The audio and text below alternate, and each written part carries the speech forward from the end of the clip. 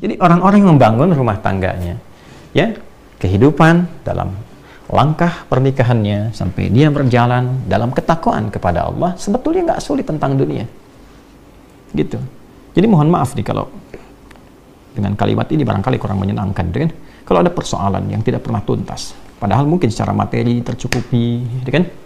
Masya Allah, kedudukan tinggi, tapi nggak tuntas nih. Boleh jadi yang dibutuhkan tuh bukan harta, bukan tingginya kedudukan Anda, yang dibutuhkan ketakwaan Anda kepada Allah. Itu saja. Ya, menyadari bahwa pernikahan ini adalah bagian dari amanat Allah Subhanahu wa taala. Rumah tangga ini amanat, setiap amanat dipertanggungjawabkan di hadapan Allah Subhanahu wa taala. Dan kalau mengerti berumah tangga itu adalah ibadah, maka kita akan jaga cara kita beribadah kepada Allah. Ya kan? Dalam perjalanannya pun itu harus dijaga, karena kalau memahami pernikahan itu sebagai ibadah kepada Allah, maka dijaga cara kita ibadah.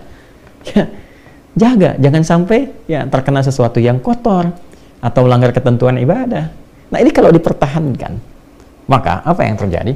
Allah anugerahkan segala kemuliaan untuk mengabadikan kehidupan keluarga ini sampai dengan kehidupan di akhirat. Ya, kalau kita baca Quran surah ke-52 misalnya At-Tur ayat 21, Allah tegaskan di situ, walladzina amanu wattaba'athum dzurriyyatuhum biimanin alhaqna bihim dzurriyyatahum wama alatnahum min 'amalihim min syai' kullu imrin bima kasaba rahin. Dan para orang tua yang beriman itu menjaga iman. Jadi berkeluarga itu dengan imannya. Ya, bukan cuma dengan hartanya. Kalau dengan harta ya banyak bisa begitu. Dengan berkeluarga itu dengan imannya. Lalu iman diimplementasikan dalam bentuk amal saleh. Amal saleh suami kepada istri dalam bersikap, fa'ashiruhunna bil ma'ruf, surah keempat ayat 19. Demikian sebaliknya dengan anak-anak dan sebaliknya. Maka apa yang terjadi? Kalau orang tua mampu begitu, diwarisi oleh anak demikian, diniatkan karena imannya, maka mereka akan dipertemukan kembali di satu tempat di surga. Alhaqna bihim dzurriyyatahum, satu keluarga besar. Wa ma alatnahum min amalihim min syai', dan semua kegiatan berkeluarga itu dinilai langsung oleh Allah untuk mewujudkan pertemuan itu, karena dilakukan dengan iman, maka jadi ibadah. Kullu imri'in bima kasaba rahin, tapi itu pilihan. Kalau Anda merasa itu hanya untuk melakukan kegiatan duniawi saja, hubungan seksual saja, ya mencari materi saja, itu pilihan Anda. Silahkan saja, itu pilihan Anda. Tapi pada saatnya sadari, kata Allah, Anda akan pulang, Anda akan meninggal. Makanya patut bertanya, setelah meninggalkan dunia ini ketemu lagi nggak? Ya kan? Ya, satu masuk ke alam kubur, ya itu saja kan sudah nggak ada aksesnya, ya kan? Untuk bertemu kembali, paling dizarahi balik lagi dan sebagainya. Nanti di akhirat ketemu lagi nggak? Itu poinnya. Nah, berbahagianya kita, Allah itu Tuhan kita yang Maha Esa, lengkap menyampaikan dalam Quran. Tidak ada satupun kitab suci di muka bumi ini yang menyampaikan runtutan kehidupan kita secara detil dan lengkap. Dan itu diminta bahkan oleh Allah langsung. Silahkan riset, silahkan pelajari dari kedalamannya, kebahasaannya, ya dari logikanya, dari runtutannya, silahkan. Dan tidak ada satupun yang sempurna Al-Quran, karena ini firman Allah. Gitu. Ya, maka poinnya apa? Itu pilihan. Tapi kalau Anda memang berpikir dan ingin mengabadikan ketenangan duniawi ini untuk mendapatkan kemuliaan akhirat, maka niatkan sebagai ibadah. Dan jalannya akan berbeda. Ya, bahkan nanti ada yang tertinggi itu disambut oleh para malaikat. Allah perintahkan setiap malaikat berdiri di pintu surga untuk menyambutnya. Itu ada di Quran surah ke-13, Ar-Ra'd ayat 23 sampai 24. Ya kan?